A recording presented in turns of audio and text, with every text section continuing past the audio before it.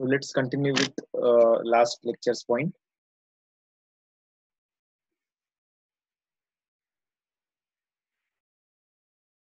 तो वेक्टर को हमने कोऑर्डिनेट से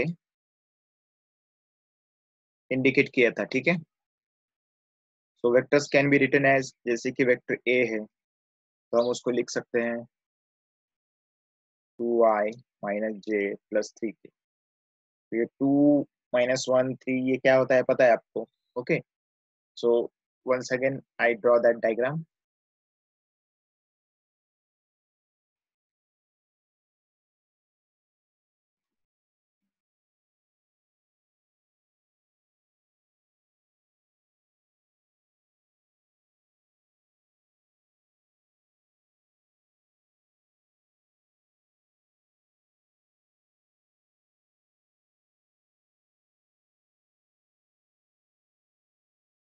तो देखो एक्स वाई जेड तीन कोऑर्डिनेट्स है यहाँ पर।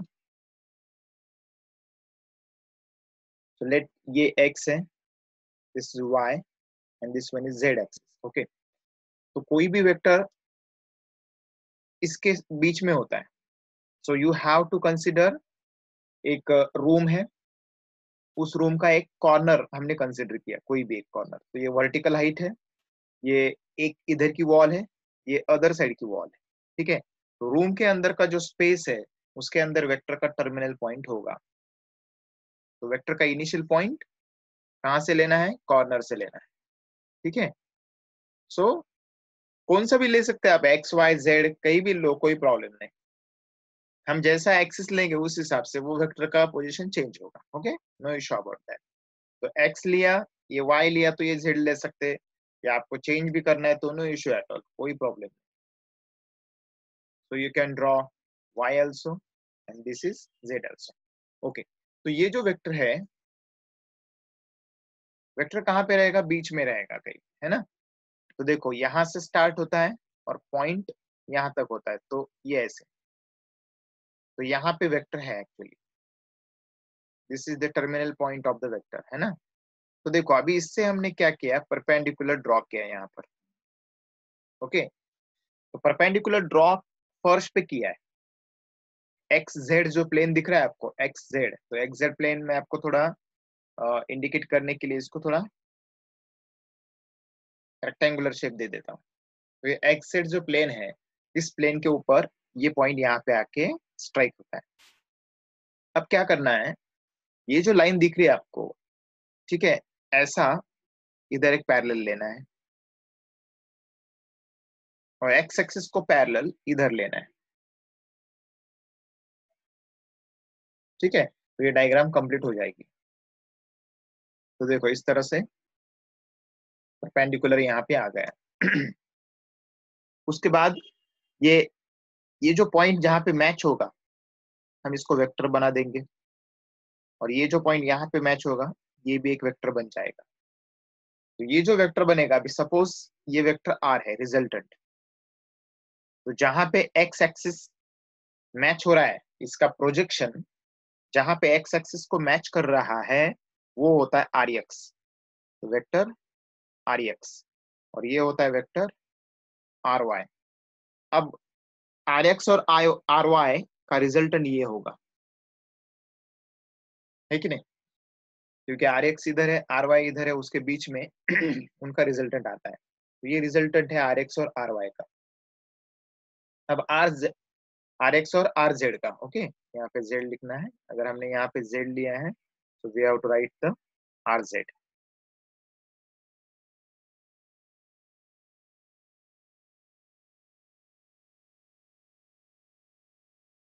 तो ये वेक्टर हमने दिखाया, और जहां पे मैच होता है वहां पर हमने उसको नाम भी दे दिया।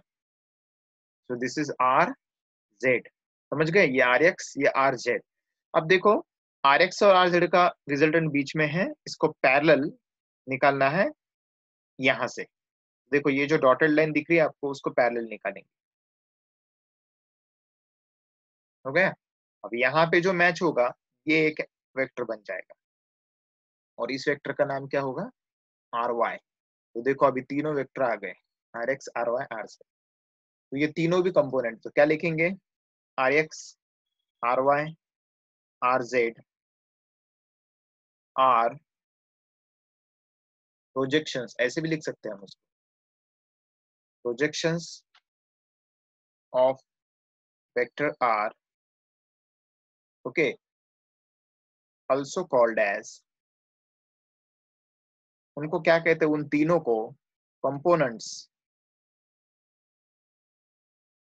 Of vector are. समझ गए? तो जो वेक्टर आर है उसके कंपोनेंट्स है, उसके तीन पार्ट्स हमने करे हैं, एक आर एक्स, एक आर वाई और एक आर जेड। ठीक है, तो ये तीन पार्ट्स आ गए। अब इसको हम ऐसे लिख सकते हैं, इसीलिए vector R equal to vector R X plus vector R Y plus vector R Z, वैसा लिख सकते हैं ना। इसके तीन पार्ट्स हमने कर लिए, ओके। तो सिंपली कैसा करना है, इसमें बीच में मैं एक रफ डायग्राम फिर से यहाँ पे निकालता हूँ, ये बाद में रफ कर दूंगा डायग्राम। तो तीन एक्सेस है, हमने ये x लिया, ये y लिया, ये z लिया। तो हमने क्या किया, यहाँ पर एक वेक्टर बीच में लिया। इस वेक्टर के तीन कंपोनेंट्स निकालने के लिए क्या करना पड़ता है, पहले परपेंडिकुलर, परपेंडिकुलर कहाँ पे, ये जो फर्श है उसके ऊपर, एक्स जेड का प्लेन, ये एक्स जेड का प्लेन है, इसके ऊपर परपेंडिकुलर। फिर यहाँ से क्या करना है, जैसा जेड एक्सिस है वैसा इधर पैरेलल, जैसा एक्स एक्सिस है वैसा इधर पैरेलल। फिर इन दोनों का रिजल्टेंट बीच में आता है और इसको पैरेलल यहाँ पे लेते हैं। तो जहां जहां पे पॉइंट्स मैच होते हैं, अभी डार्क सर्कल जहां पे मैं कर रहा हूँ वो ध्यान से देखो, ये तीन, ये तीन क्या है, ये है पहला वेक्टर, ये है दूसरा वेक्टर और ये है तीसरा वेक्टर। जैसे कि एक वेक्टर के हम दो पार्ट्स करते थे, है ना, रिजोल्यूशन ऑफ वेक्टर, उसी तरह से एक वेक्टर के यहाँ पे कितने पार्ट्स हुए, तीन पार्ट्स। तो इसीलिए R X plus are Y plus R से, मतलब एक वेक्टर इन तीनों के बराबर है। ठीक है, ये तीनों का एडिशन अगर कर देंगे तो एक वेक्टर आ जाएगा। So these are called as components of vector. तो are x R Y are z ये क्या है, इस मेन वेक्टर के कंपोनेंट्स है। मतलब ये वेक्टर अगर आप एक वेक्टर निकाल के इसके पार्ट्स करना चाहते तो तीन पार्ट्स बनेंगे, या फिर तीन पार्ट्स को निकाल के एक ही वेक्टर बनना चाहते तो आर बनेगा। समझ गए, ये इक्विवेलेंट है। इसे एलएचएस में क्या आया, लेफ्ट हैंड साइड में एक वेक्टर आर और राइट हैंड साइड में क्या है, R x R Y are Z. Okay, so याद रखिए R equal to are X plus are Y plus are Z. अब इसको ऐसा भी तो लिखते हैं ना अपन, vector I into R X. ऐसा क्यों लिख सकते हैं, क्योंकि आर एक्स की डायरेक्शन में एक छोटा सा यूनिट वेक्टर होता है जिसका नाम होता है आई, ये पता है आपको, ये मैंने बताया था, एक छोटा यूनिट वेक्टर जिसका नाम है आई। वाई के डायरेक्शन में जो होता है उसे कहते हैं हम जे, और इधर के डायरेक्शन में जो होता है उसे कहते हैं हम के। तो आई जे के, तो यहाँ पे साइड में लिखू मैं, आई जे के आर यूनिट वेक्टर्स जिनकी वैल्यू 1 होती है, लेकिन वो किस डायरेक्शन में होते हैं, along X Y Z respective.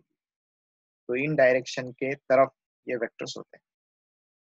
तो इनसे मल्टीप्लाई करेंगे तो कुछ फर्क नहीं पड़ता क्योंकि इसकी वैल्यू 1 रहती है।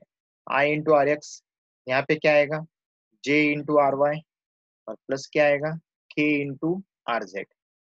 तो ऐसा भी तो लिख सकते हैं हम, है ना, आई जे के फॉर्म में भी लिख सकते हैं। तो ये भी इक्वेशन आ गया। अब देखो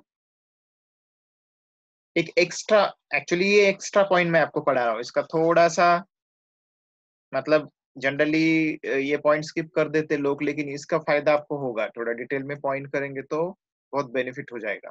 कंसेप्ट समझ लो, खाली देख लो। अब हमें क्या करना है, इसका रिजल्टेंट तो आपको पता है, रिजल्टेंट हमने पहले ले लिया। रिजल्टेंट किसी भी वेक्टर का ऐसे निकालते हैं, या मैग्नीट्यूड ऑफ रिजल्टेंट, मैग्नीट्यूड मतलब पता है ना, वैल्यू। तो वैल्यू कैसे निकालते हैं, under root of Pythagoras theorem से करते हैं ना, R x square plus R Y square plus are Z square. ये तो बहुत सिंपल है। एक example, find value of a force of 3i minus J plus 2k। तो एक फोर्स है जो वेक्टर से दिखाया है, force vector F equal to, तो उसकी क्या करनी है हमें, वैल्यू फाइंड करनी है। तो वैल्यू को ही हम क्या कहते हैं, मैग्नीट्यूड। तो वैल्यू या मैग्नीट्यूड कैसे निकालते हैं, उसकी value equal to under root of उसका पहला कंपोनेंट, शायद ये एफ एक्स है, ये एफ वाई, ये एफ जेड। अगर आर वेक्टर रहता तो are x R Y are Z, A vector रहता तो A X A Y A Z. तो बस सिंपली नेम। तो पहला कंपोनेंट है 3, दूसरा कंपोनेंट -1 स्क्वायर, और तीसरा कंपोनेंट है 2 स्क्वायर। 9 + 1 + 4। ओके, तो √14। अब √14 अप्रोक्सीमेटली करेंगे, 3 का स्क्वायर कितना आता है, 4। ओके, तो 35 का कितना आता है, मैंने एक आपको ट्रिक बताया था स्क्वायर करने के लिए, याद है, पहले का स्क्वायर करो 25, फिर दोनों के मल्टीप्लाई का डबल करो, दोनों के मल्टीप्लाई का डबल। देखो 3 5 ज़ा 15, उसका डबल 30, 3 5 ज़ा 15 उसका डबल 30, और उसमें 2 ऐड कर दो 32। अब 3 रिमेनिंग, अब इसका स्क्वायर करो, 3 3 ज़ा 9 और ये 12, तो 12.25। अब 3.6 का स्क्वायर करके देखो, फिर से प्रैक्टिस हो जाएंगी आपकी। पहले इसका स्क्वायर करो 36, फिर दोनों के मल्टीप्लाई का डबल करो, दोनों के मल्टीप्लाई का डबल, 3 6 ज़ा 18, 3 6 ज़ा 18, 18 का डबल 36, 36 में ये 3 मिला दो 39, फिर से 3 बच रहे हैं यहाँ पर, 3 का स्क्वायर करो अभी 9 और ये 12। ओके, तो इस तरह से ये बढ़ाते बढ़ाते हमको एक नंबर फाइंड आउट करना जो कि 14 से नजदीक हो। तो 3.8 कर लेंगे, देखते हैं, 8 8 ज़ा 64, फिर दोनों के मल्टीप्लाई का डबल करो, 3 8 ज़ा 24, 24 का डबल 48, 48 और 6 54, और 3 3 ज़ा 9 और 5 14, तो 14 के नजदीक ही है, तो 3.8 लिखे तो भी चलेगा। तो देखो, फोर्स की वैल्यू हमें दी थी, मतलब 3i - j + 2k, उसका मैग्नीट्यूड हमने फाइंड किया, यहाँ तक लिखे तो भी चलेगा, नो इश्यू। ये थोड़ा मैंने एक्स्ट्रा बता दिया कि कैसे करना है, लेकिन ये बाद में काम आएगा आपको। तो फोर्स की वैल्यू ऐसे फाइंड आउट करते हैं। अब देखिए, चलता है अप्रोक्सीमेटली, है ना, तो ये 14.44 आ रहा है, लेकिन इसके पहले का वैल्यू 14 से बहुत कम है, तो कोई भी नजदीक वाला वैल्यू ले तो चलेगा, क्योंकि एग्जैक्टली 14 हमें नहीं मिलेगा यहाँ पे, है ना। तो 14 से थोड़ा कम या 14 से थोड़ा ज्यादा, लेकिन क्लोज वाला लेना पड़ेगा। अब देखो, ये एक टाइप है, इसको हमको यूज करना है। ऑलराइट, 3.7 भी चलेगा, नो इश्यू। 3.7 का भी नियरली 14 से थोड़ा ही कम आता है, और 3.8 का थोड़ा ज्यादा आता है, तो दोनों में से कोई भी चलेगा, नो इश्यू। सो इस तरह से हम मैग्नीट्यूड फाइंड करते हैं। तो ये एक टाइप हो गया, ठीक है, this is a type of the question. तो इसे मैं थोड़ा ब्लॉक कर देता हूँ, क्योंकि इसके टाइप के और भी क्वेश्चन बहुत सारे करने हैं हमको। तो यहाँ पे इसका रेफरेंस आया, इसलिए हमने कर लिया। तो देखो, अब नेक्स्ट पार्ट, जो इम्पोर्टेंट पार्ट हम करना चाहते हैं, कि हमने किसी भी वेक्टर का हम वैल्यू तो निकाल लेते हैं, magnitude and value of resultant. अब ये जो वेक्टर आपको दिख रहा है, इसका डायरेक्शन निकालना है। तो डायरेक्शन कैसे निकालो, तो ध्यान से देखिए, यहाँ पर ये जो वेक्टर है, ये वेक्टर रिजल्टेंट वेक्टर कितना एंगल करता है, तो हमने ये अल्फा ले लिया, राइट, अल्फा एंगल। तो हमें निकालना है यहाँ पे tan अल्फा।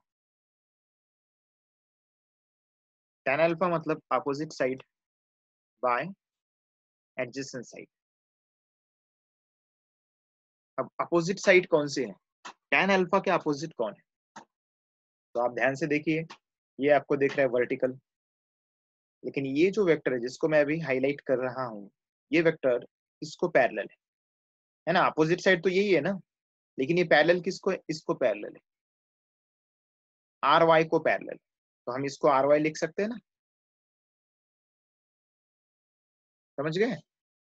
तो चाहे तो हम थोड़ा नाम इसको एक्सटेंड करेंगे, ओ वेक्टर, हम इसको लिखेंगे ए, ये बी, यहाँ पर सी, ये पॉइंट को हम डी लिखेंगे और इसको ई लिखेंगे। चलो अब बोलो अपोजिट वेक्टर कौन है यहाँ पर, तो इसके अपोजिट जो हमको दिख रहा है exactly, so that opposite is D। अच्छा, एडजेसेंट कौन है, OD, लेकिन DE किसको पैरेलल है, वेक्टर RY को, समझ गए। और OD किसको पैरेलल है, या OD कौन है, OD किसका रिजल्टेंट है, देखो ये OD वेक्टर ये RX और RY का रिजल्टेंट है, RZ का रिजल्टेंट। देखो मैं इसको अभी हाईलाइट कर रहा हूं, तो सी दिस OD, ये OD को मैंने हाईलाइट कर दिया। आप देखिए OD को हाईलाइट कर दिया। OD किसका रिजल्टेंट है, OA और OC का रिजल्टेंट है ना, तो ये रिजल्टेंट है। तो OD वेक्टर किसका रिजल्टेंट है, OA और OC का। तो हम यहाँ पे नोट में लिखेंगे। हाँ देखो OD is resultant of vector RX and vector RZ। ये तो समझ में आया, क्योंकि RX और RZ के सेंटर से निकलता है ये, इसीलिए OD की वैल्यू होनी चाहिए under root of RX square plus RZ square. तो ये वैल्यू मैं यहाँ पे पुट कर देता हूँ, ठीक है। तो ये ध्यान से देखिए कैसे किया हमने। अब देखो ये जो अल्फा हमने निकाला था, ये जो अल्फा हमने सॉल्व किया, ये अल्फा किसके साथ है, तो इसको ही कंटिन्यू कर रहे हैं हम। हाँ? तो ये कंटिन्यू यहाँ पे आ रहा है, अल्फा इज एंगल, ध्यान से डायग्राम देखो, मेड बाय वेक्टर आर जो मेन वेक्टर है रिजल्टेंट वेक्टर, विथ किसके साथ किया वो एंगल, इस वेक्टर आर ने ये अल्फा एंगल जो डायग्राम में नोट कर रहा हूं मैं अभी, ये किसके साथ किया है, इस फर्श के साथ किया है। फर्श, फर्श मतलब ये एक्स एक्सिस और जेड एक्सिस का प्लेन, तो हम क्या लिखेंगे, made with X Z plane, समझ गए क्या, एक्स जेड प्लेन। तो देखो मैं आपको एक सिंपल ट्रिक अभी बताऊंगा, इतना कॉम्प्लिकेटेड पॉइंट अभी यहाँ पे बताया, लेकिन इसकी एक ट्रिक बताया तो और इजी हो जाएगा। जब एंगल अल्फा वेक्टर आर के साथ होता है, जब अल्फा वेक्टर आर और किसके साथ में है, एक्स जेड के साथ में, तो क्या करना है इसमें, एक्स जेड के साथ अगर एंगल होता है तो नीचे आता है R x square plus are Z square. क्या बताया अभी, एक्स जेड प्लेन के साथ अगर एंगल लेना है तो नीचे क्या आता है, R x square plus are Z square, और ऊपर क्या आता है, सिर्फ जो बचा हुआ आर एक्स नहीं आर जेड नहीं, तो आर वाई स्क्वायर, तो under root of R Y square भी लिख सकते हैं आप, समझ गए ना। तो इसको ही ऐसा लिख सकते हैं ना, सब एक साथ अंडर रूट किए तो आर वाई स्क्वायर, यहाँ पे आर एक्स स्क्वायर और यहाँ पे are Z square, and this is ten L. देखो अभी कितना सिंपल बन गया। तो क्या करना है आपको, अगर एक्स जेड के साथ एंगल दिया तो नीचे एक्स और जेड आएगा, ऊपर आर वाई आएगा, ठीक है। तो मैं इसके बेस पे ही आपको हाइपोथेटिकल क्वेश्चन यहाँ पे लिखूंगा, तो आप सोचो इसके बारे में।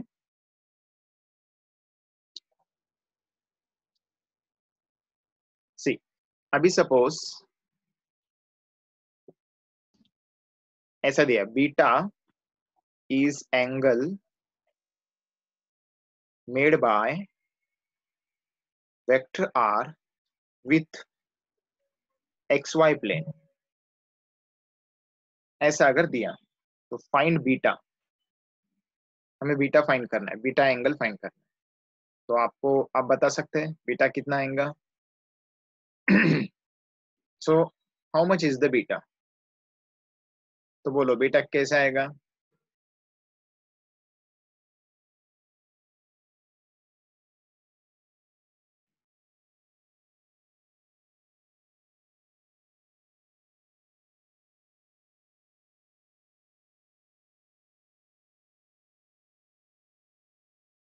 सो बीटा के लिए वैल्यू कितनी आएंगे आपको बताना है, सोचो इसके बारे में थोड़ा, ये पढ़ लो पॉइंट एंड देन टेल मी।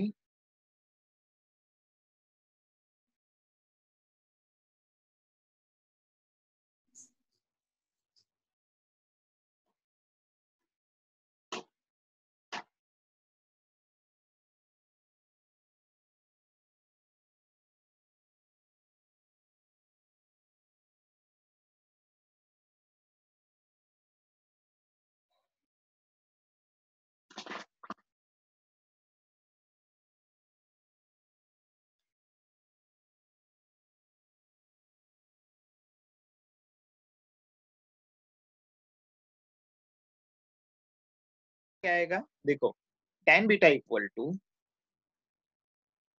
तो यहाँ पे अंडर रूट आएगा, तो एंगल किसके साथ है, एक्स वाई प्लेन के साथ, तो नीचे क्या आएगा आर एक्स स्क्वायर प्लस यहाँ पे क्या आएगा आर वाई स्क्वायर। तो एक्स वाई प्लेन के साथ अगर एंगल है तो क्या आएगा are x square plus R Y square, okay. और ऊपर क्या आएगा आर जेड, करेक्ट आंसर बताया आपने, राइट, ओके, प्रथमेश सही है आंसर। तो देखो कितनी सिंपल ट्रिक बना ली यहाँ पर, मतलब डायग्राम कॉम्प्लेक्स है, लेकिन आप अगर इस ट्रिक का रिवीजन करते हो, पॉइंट समझ के लेना पहले और फिर ये ट्रिक का रिवीजन कर लेना, तो सिंपल बन जाएगा। तो आप इसके बेस पे एक क्वेश्चन करते हैं, देखो ध्यान से, vector 3i minus j plus 2k, okay, makes angle theta with xz plane, find its value, find theta. तो ये थीटा कितना है फाइंड करो।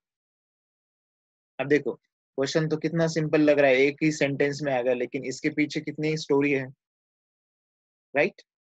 तो ऐसा होता है, पॉइंट जब डिटेल में डिस्कस करते हैं तब वो अच्छे से समझ में आता है, नहीं तो ये पॉइंट नहीं लिया तो भी चलता था।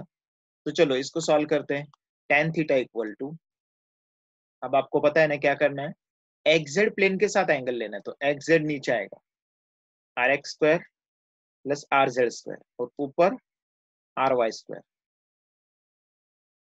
अब आर वाई कौन है इसमें, या आर एक्स या आर वाई, आर पहले चेक करना आई जे के है क्या, आई जे के सीक्वेंस सही है तो ओके, सीक्वेंस उल्टा दिया तो उसको एडजस्ट करना पड़ता है, हाँ।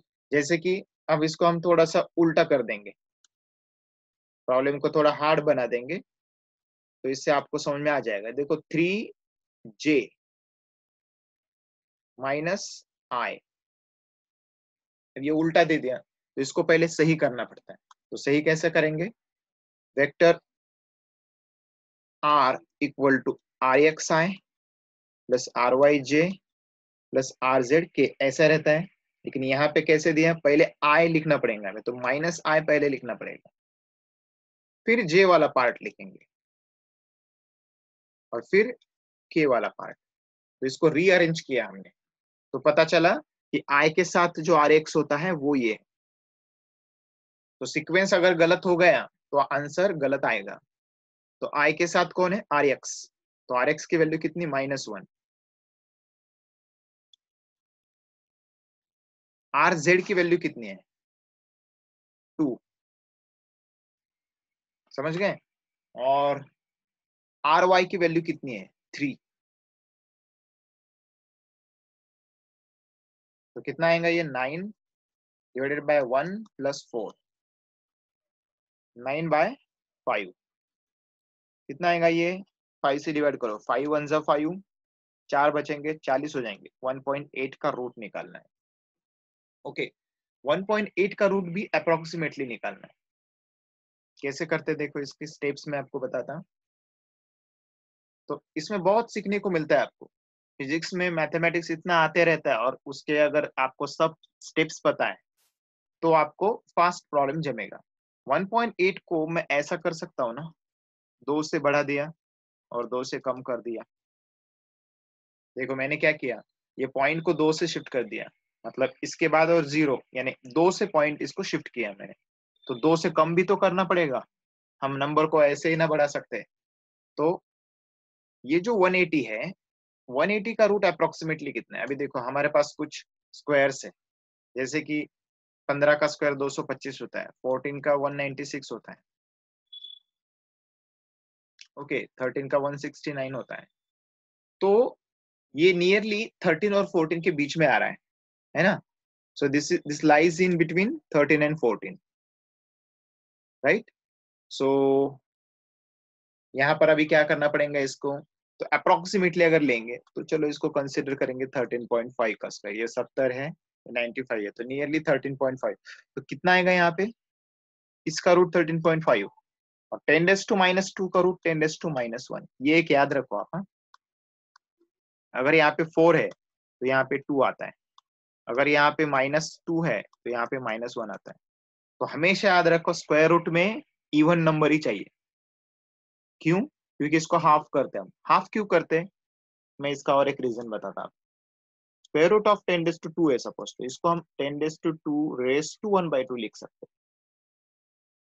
स्क्वायर रूट का मतलब ही होता है पावर को हाफ करो, और पावर का पावर मल्टीप्लाई में जाता, तो 2 इंटू हाफ कैंसिल हो जाता, तो 10⁻² कितना आता है यहाँ पे 1।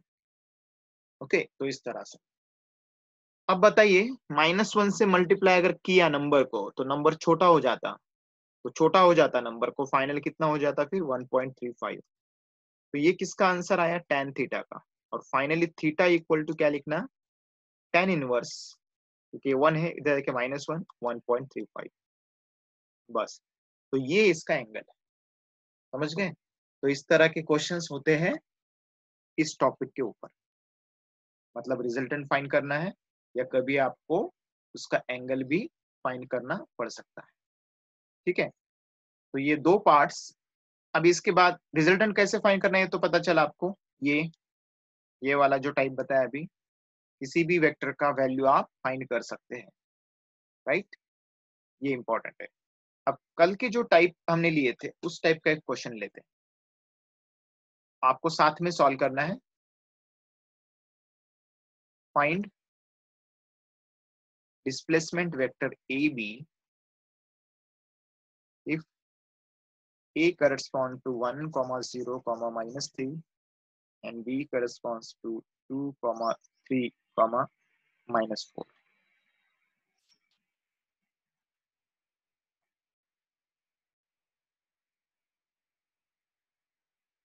ओके, तो ऐसे ये जो थीटा होता है tan थीटा, tan थीटा मतलब हम इसको ऐसा नहीं कह सकते कि थीटा और tan मल्टीप्लाई में, tan थीटा एक ही नंबर होता है। हाँ, तो याद रखो tan थीटा मतलब जैसे tan 30, tan 40 उस तरह से होता है। तो इसलिए हम उसको जब शिफ्ट करते हैं तब इनवर्स ही कर सकते हैं। हाँ, this is not ordinary multiplication. तो ये ऐसा नहीं है कि 3 × 5, ये एक ही नंबर होता है एक्चुअली 10⁻1। तो ये पावर्स में होता है, बस इतना याद रखो। This is not multiply, tan is a ratio, tan is a ratio. ठीक है, तो इसलिए उधर जाने के बाद -1। तो ये कर सकते हैं आप। डिस्प्लेसमेंट वेक्टर कैसे निकालना है एक स्टेप बता दूं क्या। जब भी आप वेक्टर ए बी निकालते हैं तब पहले फाइनल के कंपोनेंट्स ले लो, फिर इनिशियल के कंपोनेंट्स ले लो। फाइनल माइनस इनिशियल क्यों करना है ये भी मैंने डायग्राम में बताया लास्ट लेक्चर में। ठीक है, रिवीजन कर रहे हैं ना आप, कंटिन्यू।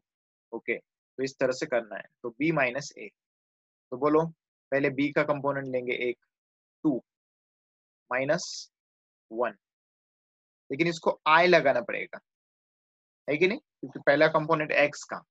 उसके बाद अब दूसरा करते हैं 3 -0, ये किसका है j। उसके बाद -4, देखो हाँ -4 लिखा। उसके बाद माइनस साइन तो पहले से है ये वाला, अब a की वैल्यू लिखनी है। a की वैल्यू फिर से -3 आ गए और इसको k लिखना पड़ेगा। सो 2 -1 कितना आता है 1, सो 1i। 3 -0 3j। अब ये ध्यान से करो, ये -4 लेकिन माइनस माइनस प्लस होता है, तो i + 3j और -4 + 3 यानी -k। समझ गए, -4 + 3 यानी -1 आता है, तो -k। तो ये हो गया डिस्प्लेसमेंट वेक्टर। लेकिन साथ ही में इसकी अगर वैल्यू निकालनी है तो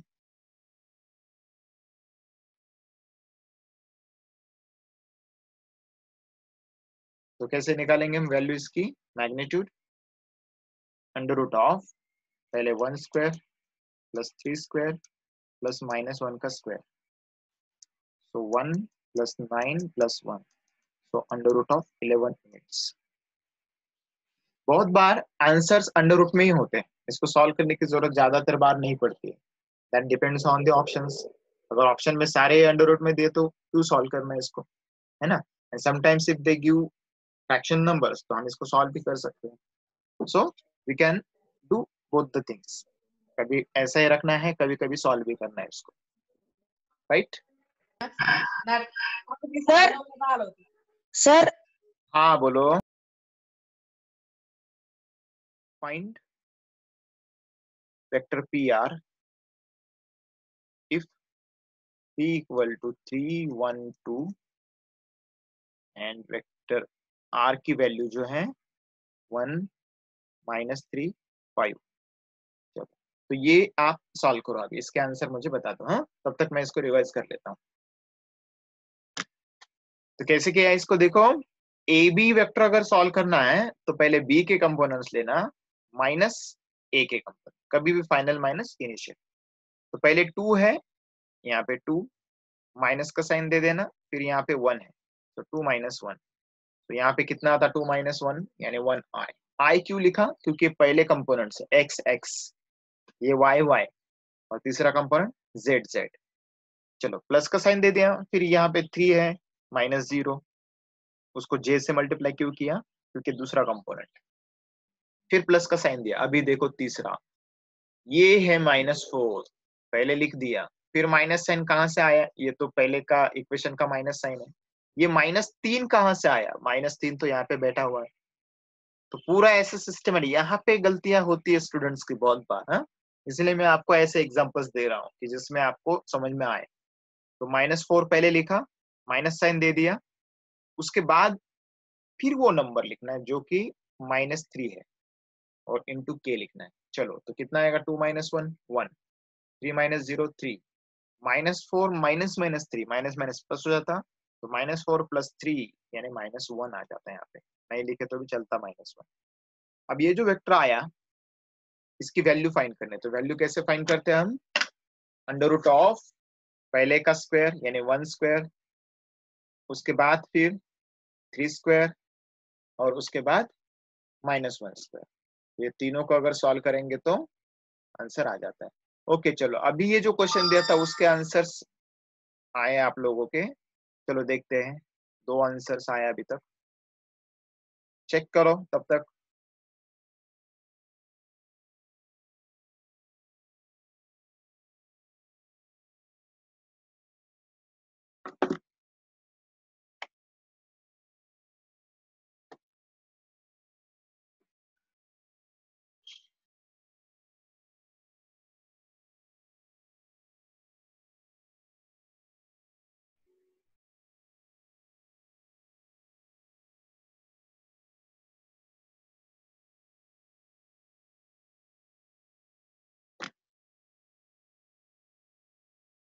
इसका स्क्रीनशॉट निकाल लो, फर्स्ट पेज।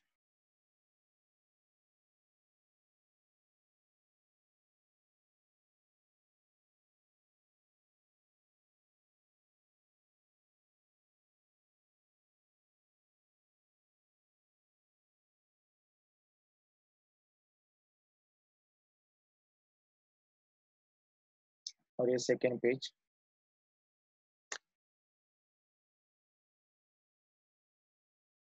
इसको अच्छे से पढ़ो, जल्दी आपके एग्जाम भी होने वाली है। तो अभी तक के 6 लेक्चर्स अच्छे से पढ़ लो।